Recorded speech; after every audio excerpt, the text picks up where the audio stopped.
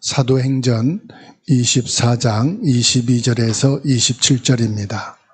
벨릭스가 이 도에 관한 것을 더 자세히 아는 고로 연기하여 이르되 천부장 루시아가 내려오거든 너희 일을 척결하리라 하고 백부장에게 명하여 바울을 지키되 자유를 주고 그의 친구들이 그를 돌보아 주는 것을 금하지 말라 하니라.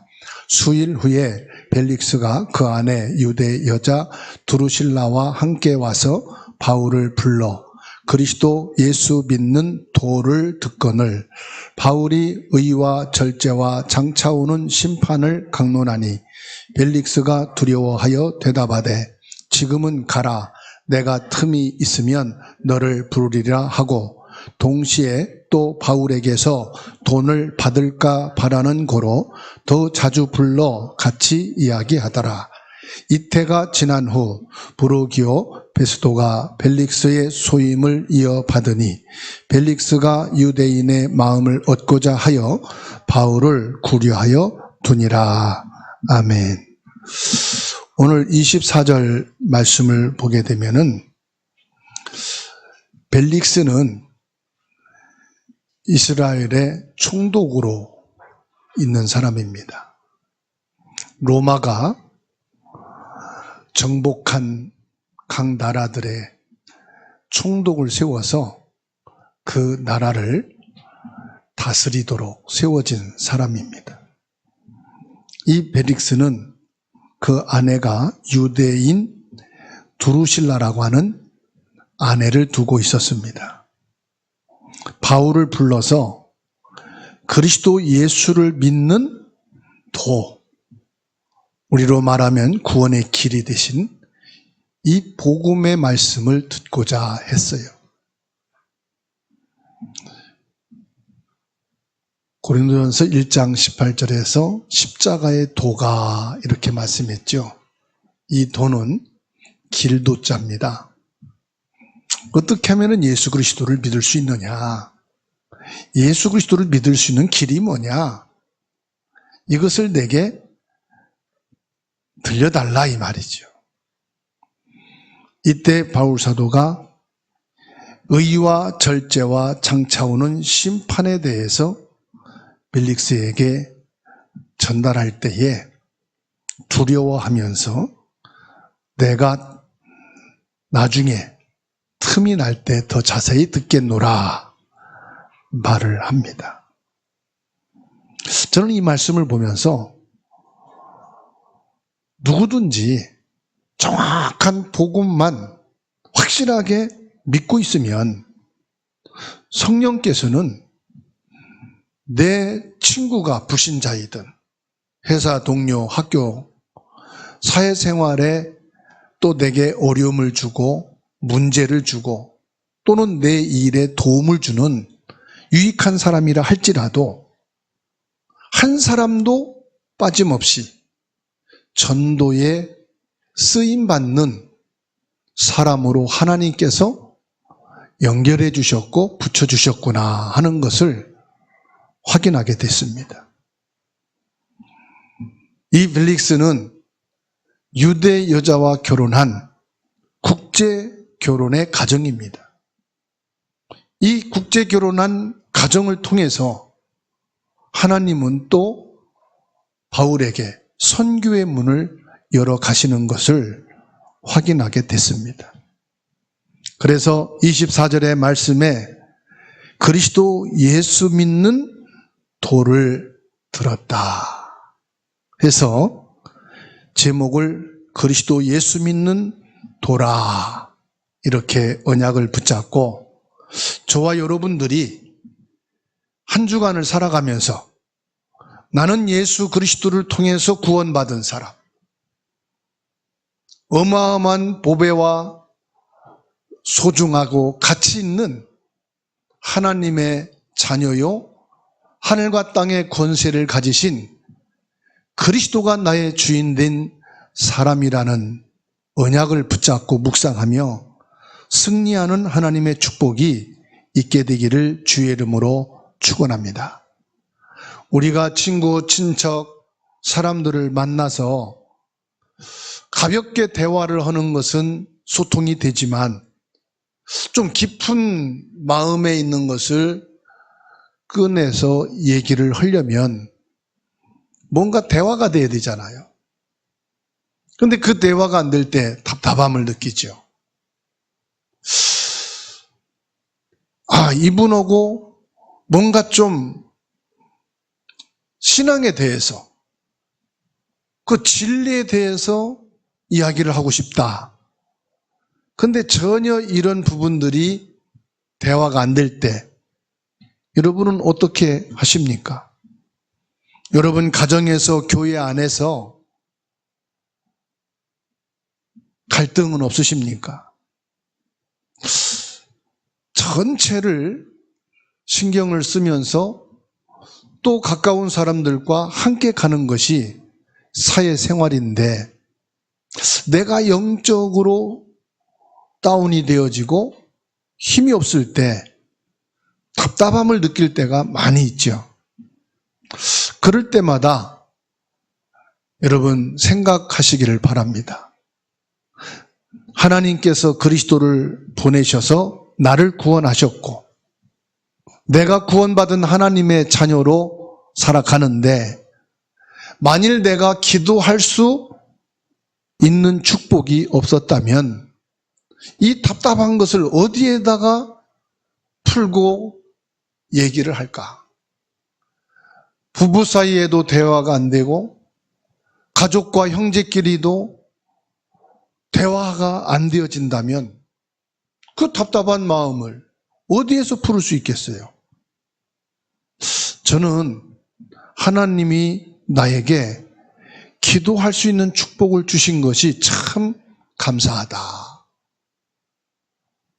그 누구와도 대화가 안 될 때 하나님 앞에 기도할 수 있다는 것이 엄청난 축복이라는 사실입니다. 오늘 바울 사도를 보게 되면 27절에 지금 옥에 갇혀서 종교 재판을 받고 사회법정에 서 있는데 이태 동안을 감옥에 가둬놨다고 그랬어요. 2년 동안을 자기가 세상 법에 저축되는 행동을 한 것도 아니고 종교법으로도 자기가 잘못된 것을 가르친 것도 아닌데 2년이 넘도록 지금 감옥에 갇혀 있다 이 말이에요. 자유롭게 활동하면서 복음을 증거하고 지역지역에 다니면서 많은 제자들을 찾아 세우고, 그리고 교회를 세워 그 지역 복음화를 위해서 힘있게 사역했던 이 바울 사도가 갑작스럽게 지금 예루살렘에 올라갔다가 옥에 갇히게 됐다 이 말이에요. 한두 달도 아니고 2년이 넘도록. 이런 생활이 계속될 때 얼마나 답답하겠어요. 진리를 말하려고 해도 거기에 관심도 없고 말이에요. 이때의 바울은 무엇을 했느냐? 깊은 기도 속에 들어가 있었다는 사실. 하나님과의 관계 속에서 기도의 비밀을 누리고 있다는 사실입니다. 저와 여러분들이 답답하고 힘들 때, 대화가 되는 사람이 전혀 없을 때 바울처럼 하나님 앞에 서고 하나님과 깊은 소통의 기도의 대화가 있게 되기를 주의 이름으로 축원합니다. 기도의 비밀에는 응답만 있을 뿐 아니라 모든 문제를 해결할 수 있다고 하는 답을 얻게 된다는 사실이에요. 그래서 기도의 비밀이 뭡니까? 막 소리 치면서 부르짖는 것만이 기도가 아니에요. 눈을 감고 교회에서 또 집에서 하던 일을 멈추고 기도하는 것만이 기도가 아니에요. 우리의 일상생활에서 학업과 직장과 사회생활을 하면서도 충분히 그리스도의 비밀을 가지고 기도할 수 있는 여러분 되시기를 바랍니다. 그리스도의 비밀이란, 그리스도는 참된 왕이 되셔서 하늘과 땅의 모든 정치, 경제, 세상을 주관하고 눈에 보이지 않는 또 흑암의 권세를 꺾는 권세를 말합니다. 참된 제사장이신 그리스도는 우리의 저주와 재앙과 모든 지옥의 배경을 무너뜨리고 보좌의 배경을 누릴 수 있는 축복의 신분이 회복되어진 것을 말합니다.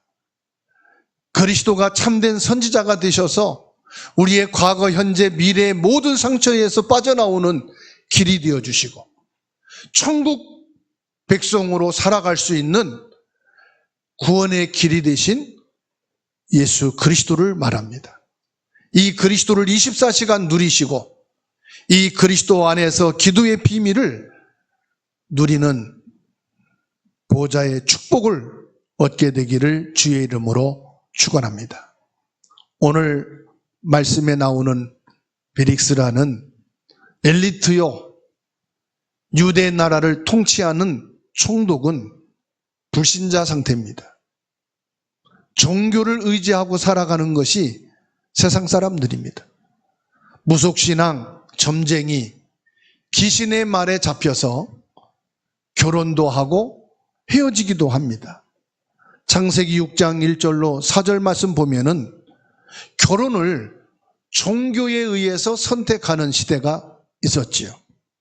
뿐만 아니라 에베소서 2장 2절 보면은 세상 풍속을 따라 사는 이들도 있습니다. 사람들의 말에 좌우되고 귀신 들린 사람들의 말에 사로잡혀 사는 사람들이 있습니다. 그러나 구원받은 성도는 하나님이 함께하는 사람입니다. 고린도후서 4장 8절로 9절 말씀에 우리가 사방으로 우겨쌈을 당하여도 쌓이지 아니하고 답답한 일을 당하여도 낙심하지 아니한다 그랬습니다. 이유가 있죠. 하나님이 함께하는 신앙인이기 때문에 그렇습니다. 시편 23편 1절에 여호와는 나의 목자시니 내게 부족함이 없으리로다 고백을 했어요. 이 말은 다윗은 사람의 말에 의해 사는 사람이 아니고 하나님의 말씀에 의하여 사는 사람, 사람의 도움을 받아야만 사는 사람이 아니라 나는 하나님의 도움으로 사는 사람이다 고백을 했어요. 4절에 보면 주의 지팡이와 막대기가 나를 안위하시나이다. 하나님이 나의 보호자가 되시고 하나님이 나를 인도하신다. 이게 성도는 하나님이 함께하는 믿음을 갖고 사는 겁니다. 사람들은 여론에 따라 움직입니다. 세상은 여론 따라서 사람들이 말하면 틀려도 그 말을 따라갑니다. 아무리 어려운 환경을 만나도 여러분 사람의 말을 듣지 마시고 하나님의 말씀을 선택하고 기도 속에 있게 되기를 축원합니다. 여론은 무시할 수는 없지요. 다 거짓은 아니니까요. 그렇지만 진리가 아니라는 것을 아셔야 됩니다. 여론은 여론일 뿐입니다. 언제든지 믿음은 진리를 보고 신앙생활해야 되는 줄로 믿습니다. 그래서 오늘 저와 여러분들이 여론을 따라가는 자가 아니라 기도 속에 있는 자가 되어야 하는데 예수님께서 그 본을 보여주셨어요.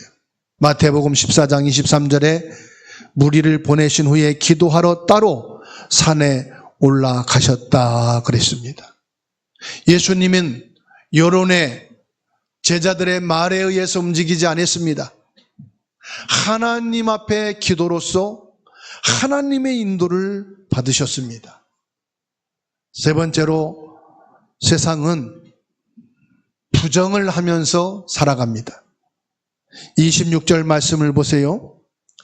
총독이 바울에게서 돈을 받을까 해서 자주 불렀다 그랬습니다. 사람들은 이 사람을 통해서 내가 어떤 부정한 돈을 받을 수 있을까 계산을 합니다. 부정이란 말은 정직하지 않은 돈, 정직하지 않은 일, 정직하지 않은 승진을 말하는 겁니다. 뭔가 부정을 하고 뭔가 뒷거래를 통해서 이 사람에게 이익을 줘야만 일이 되게 하고 성공의 자리를 가려는 것이 바로 세상입니다. 오늘 저와 여러분들은 진리보다는 여론을 따라가고 부정을 행하는 세상을 같이 살아가고 있습니다. 그렇지만 하나님이 주신 축복과 능력은 이 부정한 것을 바꿀 수 있는 힘이 되는 줄 믿으시기 바랍니다. 그래서 불신자들은 종교와 여론과 부정이 전부라고 볼 수가 있어요. 정직하게 바르게 일하면서 성실히 살아가는 사람보다 부정을 통해서 뭔가의 이익을 주고 부정을 통해서 뭔가 뒷거래하는 사람들이 앞서가고 먼저 승진하고 자기의 이익을 따라 사는 사람들이 참 우리 주변에 많이 있는 것을 보게 됩니다. 그러다 보니 교회 안에서도 그렇지 않는가 생각이 되어집니다. 어디를 봐도 부정이라는 것이 관계되어 있는 것을 보게 됩니다. 이런 현장을 보면서 여러분은 어떤 생각을 하셨습니까? 저는 이 사도행전을 쭉 읽어가면서 전혀 복음과 관계없는 사람들의 이름도 나오고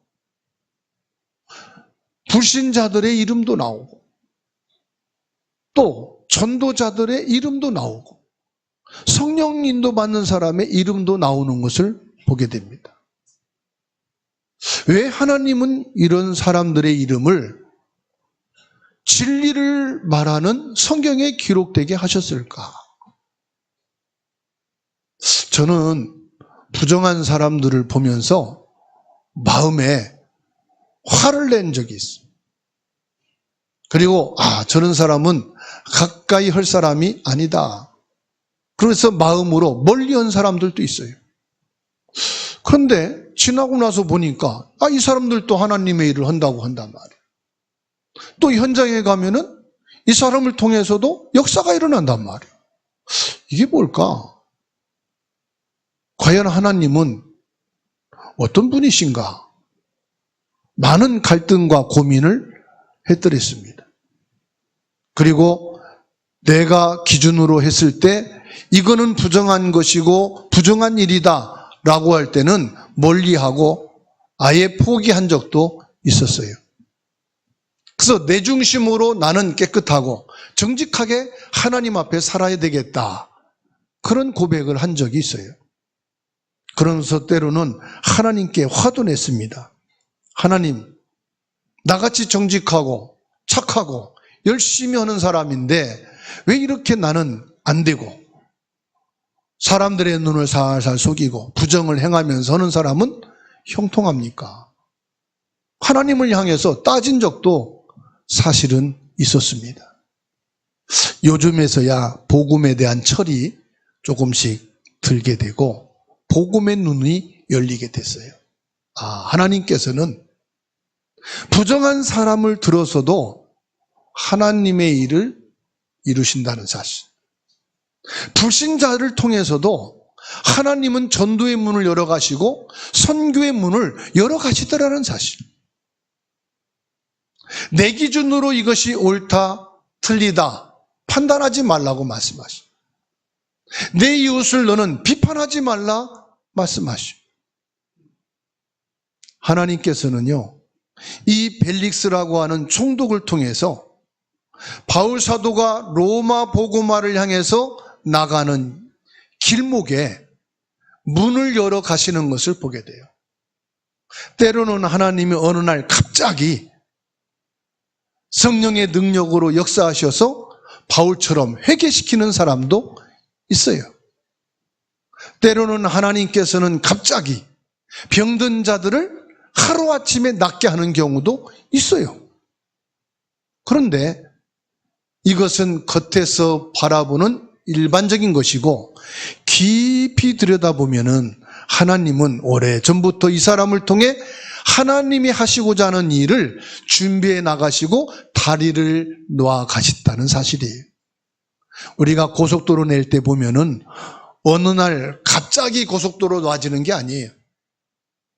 작아도 2, 3년 이상을 긴 시간 동안 기초 작업을 하고 다리 놓는 부분, 그리고 터널 뚫는 부분, 눈에 보이지 않게 많은 기반 공사를 하고 난 다음에 도로를 내는 눈에 보이는 윤곽들이 나게 되고, 그리고 세월이 지난 후에 고속도로가 개통되는 것처럼 하나님은 저 로마 복음화를 통해 전 세계에 이 복음 예수 그리스도를 증거하기 위해서 오래전부터 준비해놓은 과정 속에서 성경에 불신자의 이름도 나오고 또 복음을 대적하는 자들을 통해서 원색적인 복음 속에 들어가도록 하나님이 인도해 가시는 것을 보게 됐습니다.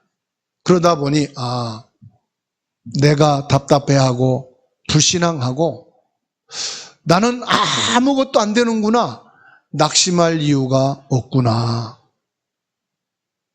여러분, 지금까지 예수를 믿고 신앙생활 하는데도 왜 나는 되는 게 없지? 응답이 없지? 왜 열매가 없지? 낙심되는 분이 있을 거예요. 힘이 빠져서 기도해도 하나님의 응답과 말씀 성취 안 해주시고 참 힘들다 하는 분이 혹 계십니까? 오늘 생각을 바꾸시기 바랍니다. 바울 사도는 이 펠릭스가 돈을 받기를 원하여 자기를 자주 부른다는 사실을 알았을까요? 몰랐을까요? 예? 알았으니까 기록했죠. 알았으니까. 근데 알고도 이 바울은 25절 말씀 보니까 의와 절제와 장차올 심판에 대해서 성실하게 증거했다는 사실. 저는 이러지 못했거든요. 네가 나를 위해서 뭔가 챙기려고 해? 너의 속심 챙겼어. 알았어. 너는 아니야. 전 그랬거든요.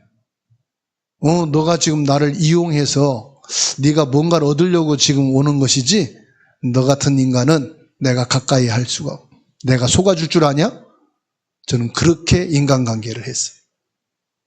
저는 정직하고 아싸라다고 생각을 했어요. 하나님 앞에 나는 깨끗하다고 생각을 했어요. 그런데 그게 복음이 아니었다는 걸 알았어요. 바울 사도는 진짜 복음의 사람이에요. 알고서도 복음에 대해서 성실하게, 그리스도 예수의 복음에 대해서 정직하게 최선을 다해서 복음을 증거하는. 뭘 봤기 때문에요? 펠릭스를 통해서 하나님이 열어가시는 전도의 문과 그 안에 유대인을 통해서, 유대 여자를 통해서 열어가시는 선교의 문을 봤다는 거예요.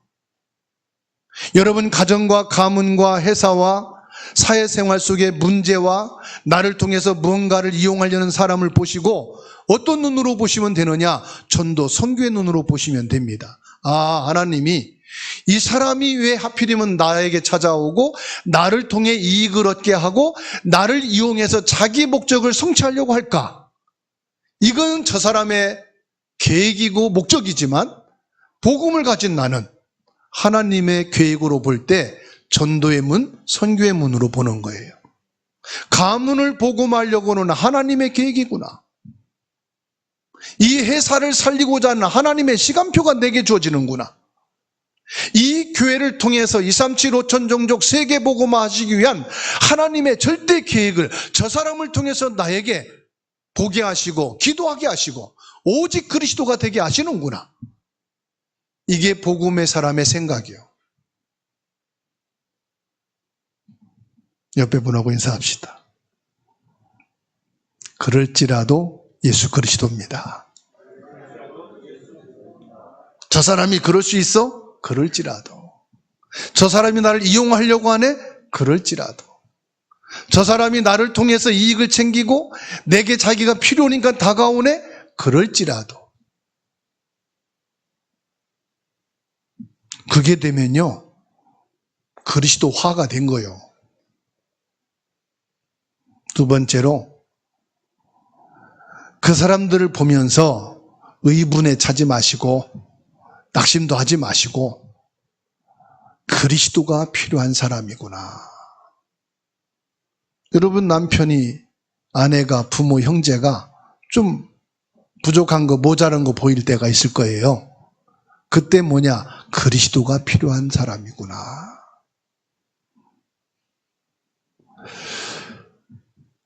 그리스도 예수의 비밀이 있어야 되는 줄 믿으시기 바랍니다.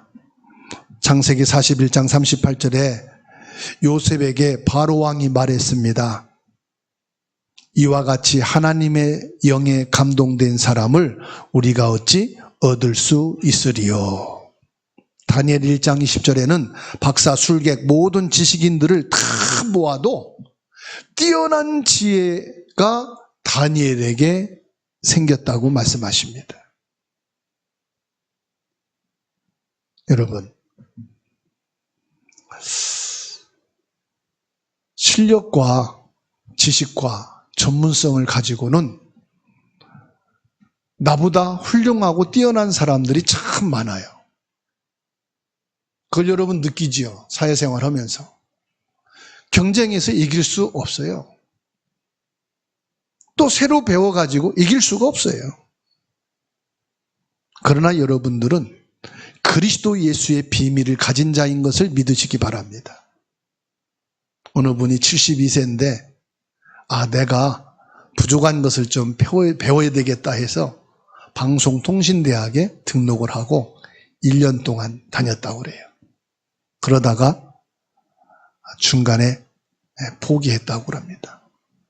왜 포기했습니까? 그랬더니 주일날도 가야 되고 토요일날도 가야 되고 현장 강의도 주일날 가야 되고 너무 안 맞더라는 거예요.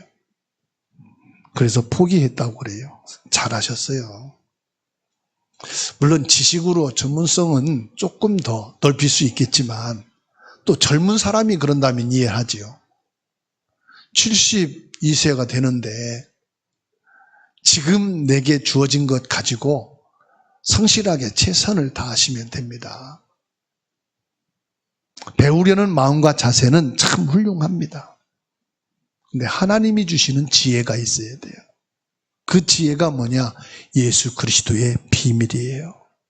시편 103편 20절로 22절에 말씀을 받고 기도할 때마다 성령께서 역사하시고 천사를 보내셔서 응답의 문을 열어가고 계시는 것을 저는 봅니다. 하나님은 지금도 저와 여러분에게 동일하게 역사하고 계신다는 사실을 믿으시기 바랍니다. 그리스도 예수는 병과 지역을 살리는 성령의 능력이 되십니다. 마태복음 9장 21절에 12년 된 혈루증 걸린 여인이 예수님 옷자락만 만져도 내가 구원을 받을 수 있겠구나. 제 마음에 그 겉옷만 만져도 구원받을 수 있겠구나. 뭐예요? 마음이에요. 아무리 나가서 설득하고 복음을 설명하고 옷 사다 줘, 먹을 것 사다 줘, 선물 공세하고 필요하면 용돈 주고 찾아가서 도와주고 그런다고 해서 이 사람이 예수 믿고 교회 나와준다? 그건 나와주는 거지 믿는 게 아니에요. 내가 너무 잘해주면 한두 번은 와줘요. 믿는 겁니까? 교회당에 출석해 주는 거예요. 중요한 건 그 마음이 열려야 된다. 예수 그리스도의 복음이 마음에 담길 때 성령이 역사하시는 거예요. 12년 동안 혈류병 걸린 여인이 자기의 전 재산을 다 병원 다니고 의원 찾아다니면서 치료하려고 했는데 치료가 불가능해. 포기한 상태예요. 마침 예수님이 마을에 오신다는 소식을 듣고 구름대와 같은 사람들이 모여 있는데 감히 그 앞에 갈 수도 없어요. 유대 법에는 혈류병 걸린 여인은 부정한 여자라 사람들 앞에 나서면 될 수 없다. 종교 법에 정해놔 있단 말이에요. 율법으로 정해놨으니 사람 앞에 나타날 수도 없어요. 혈류병 걸린 이 여인의 마음속에 내가 예수님의 뒤편에 가서 저 옷자락만 만질지라도 내 병이 나을 것이다. 그 마음에 뭐가 들어갔어요? 믿음이 들어간 거예요. 오늘 여러분 마음에 예수 그리스도면은 된다는 믿음이 들어가게 되기를 축원합니다. 예수 그리스도면 나는 충분하다. 답답한 일이 생기고 대화가 안 되고 여러분 힘든 일이 있을 때 나는 그리스도면 충분하지. 사람과 대화가 안 돼서 갈등이 되고 너무 외롭고 힘들어. 그때 예수 그리스도면 충분하다. 이게 그리스도를 누리는 거예요. 우리는 경제가 필요합니다. 일이 필요합니다. 사람이 필요합니다. 건강이 필요합니다. 맞습니다. 다 있어도요, 우리는 힘들었어요. 여러분 생각해 보세요. 안 아플 때도 이 문제가 있었잖아요. 돈이 있을 때도 여러분 어려운 게 있었잖아요. 그렇죠? 사람과의 관계가 좋을 때도 여러분 마음이 답답할 때가 있었잖아요. 왜 그렇을까요? 그러면 지금 문제가 있을 때나 없을 때나 똑같은데 뭐냐? 그리스도가 필요하다. 그래서 우리에게는 그리스도만이 완전하신 분이에요. 목사도 부족합니다. 우리 목사님이 이것 저것 더 완벽하게 저거한테 그거 요구하지 마세요. 저 부족해요. 우리 목사님에게서 그리스도가 있구나. 참 믿음이 있구나. 그거를 보셔야지. 목사님 대학원에 들어가서 좀 박사학위 좀 따세요. 목사님 어디 가셔서 좀 배워가지고 우리한테 좀 좋은 말씀 좀 전해주세요. 끝이 없어요. 장로님은 장로님답게 좀 완전한 장로님 없어요. 완전한 성도가 없다니까. 완전한 교회, 완전한 직장이 있어요? 없어요? 없어요. 여러분 가정은 완전하십니까? 옆에 분한테 한번 쳐다보세요. 이분은 완전한가 하고. 완전하지가 않아요. 완전한 것은 그리스도밖에 없다. 더 중요한 거, 나도 완전하지 않다. 내가 완전하지 않으니 완전하신 그리스도가 필요한 거예요. 그리고 그리스도 안에 모든 것이 있어요. 이것을 여러분들이 믿어질 때, 이것이 여러분 가슴에 담길 때 고민, 갈등, 염려 없어집니다. 고린도전서 2장 4절에 내 말과 내 전도함이 설득력 있는 지혜의 말로 하지 아니하고 다만 성령에 나타나시는 능력으로 한다 그랬습니다. 진짜 내가 그리스도로 답을 얻으면 어떤 여론도 바꿀 수 있고 흑암 세력도 무너지게 되는 줄로 믿습니다. 예수님께서는 누가복음 4장 43절에 이 땅에 전도하러 오셨다 그랬어요. 그래서 44절 보면은 갈릴리 여러 회당을 다니면서 하나님 나라의 복음을 증거하셨다 했습니다.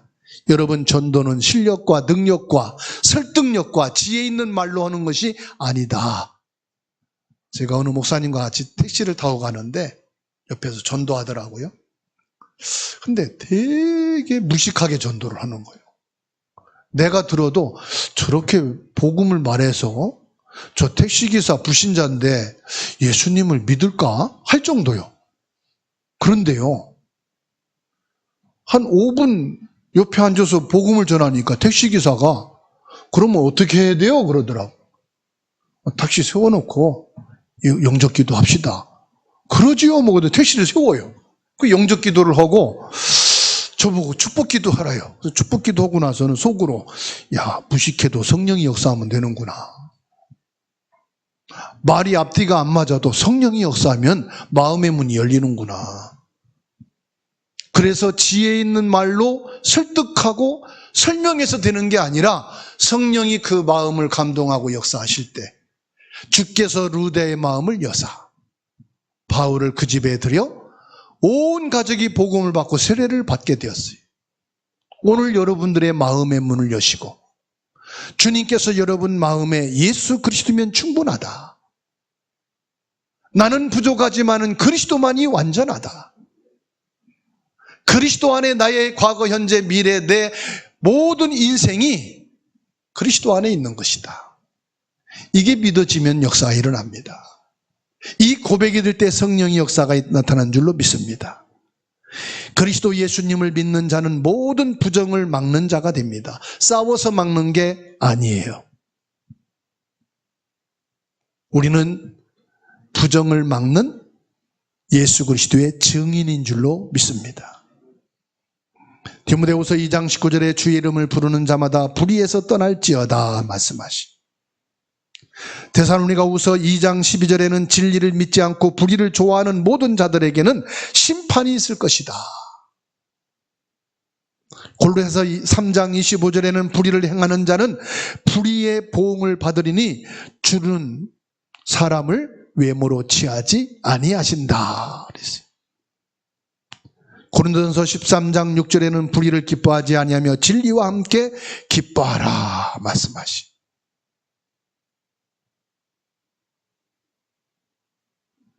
여러분, 부정한 세상, 부정한 회사, 부정한 가정, 부정한 것을 볼 때 그것 보고 화낼 것도 없고 낙심할 것도 없어요. 사람들은 이 사람이 내 사람입니다. 믿고 소개할 사람이 있어요? 없어요? 있는 분 한번 손 들어보세요. 부부든 자녀, 부모 관계든 친구든. 나는 이 사람이 마음이 통하고 진리가 통하고 평생 있어도 배신하지 않고 함께 갈 이 사람은 내 사람입니다. 소개할 사람이 있으면 손 들어보세요.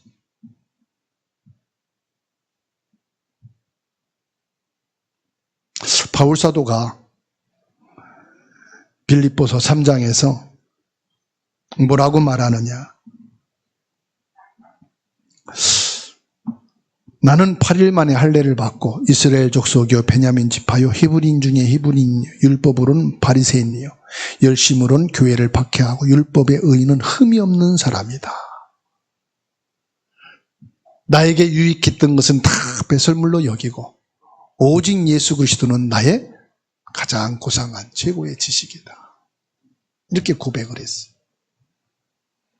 이때 유대 종교에 있던 이 바울 가문이 바울을 그 가문에서 내쫓아버렸어. 너는 우리 가문, 유대 종교, 율법, 전통을 이어가는 우리 가문에 속한 사람이 될 수 없다. 쫓아냈어. 지금도 저 모슬렘에서는요, 개종을 하게 되면은 아예 그 가문, 마을에서 쫓아내버립니다. 그래서 개종하기가 힘들다고 그래요. 그래서 한 사람이 복음을 받고 자기 가정에 들어갔는데 그 가정 가문에서 쫓아내버려. 그래서 이 사람을 종교 법으로 해가지고 감옥에 집어넣었잖아요. 할라신가요? 지금 이 바울 사도가 이런 상황. 23장 16절 말씀 보게 되면은 생질이 나옵니다. 어른들은 다 어디 갔어요? 바울 사도가 복음 운동하고 전도 운동하는데 이 바울 사도가 지금 어려움 당하고 지금 감옥에 들어가 있을 때 어른들은 나타나지도 않아. 왜? 바울을 내쫓아버렸습니까? 너는 우리 가문에서는 이단이야. 율법을 배교하고 유대 종교를 배교하고 너가 예수 믿는 사람으로 갔으니까 우리 가문에는 필요 없는 사람이야. 쫓아버려. 단절시켰어. 어른들은 다 어디 가고 생질 16장에 보면 생질이 나오죠. 어린 조카입니다. 우리나라에. 조카가 바울 사도에게 유대인 40여 명이 먹지도 않고 마시지도 않고 잠도 안 자고 바울을 죽이기 전에는 우리가 결단코 모든 것을 하지 않겠다. 자객이 탁 모인. 이거를 알고 어린 조카가 바울에게 찾아와서 지금 이 운명한 전략을 보고하지요. 여러분에게 돕는 사람이 형제 중에 아무도 없다. 나와 함께 기도해주고 나와 함께 이 그리스도의 복음을 가지고 하나님 앞에 설 사람이 전혀 없다. 아닙니다. 하나님은 여러분 도울 자를 준비해 놓으셨어요. 내가 볼 때는 없을지라도 있습니다.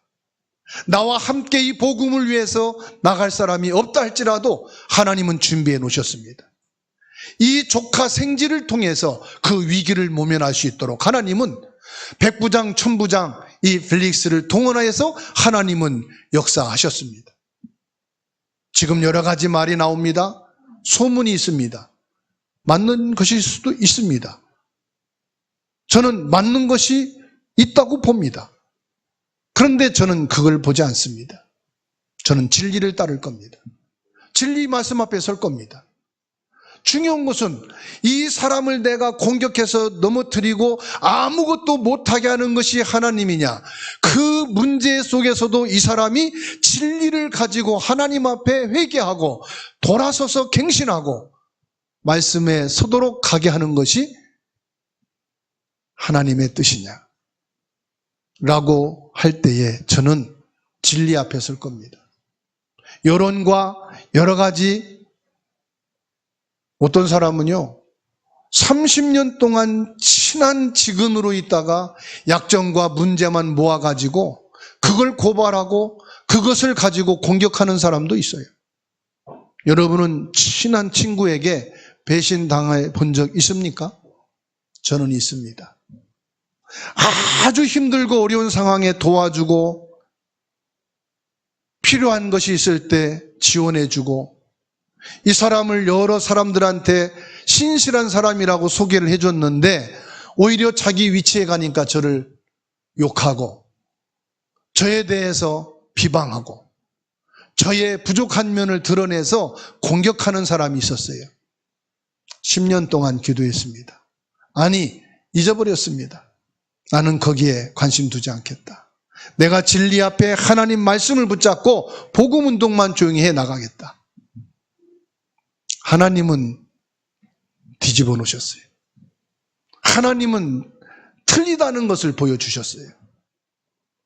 여러분, 우리가 부족할 수 있어요. 모자랄 수 있어요. 죄질 수도 있어요.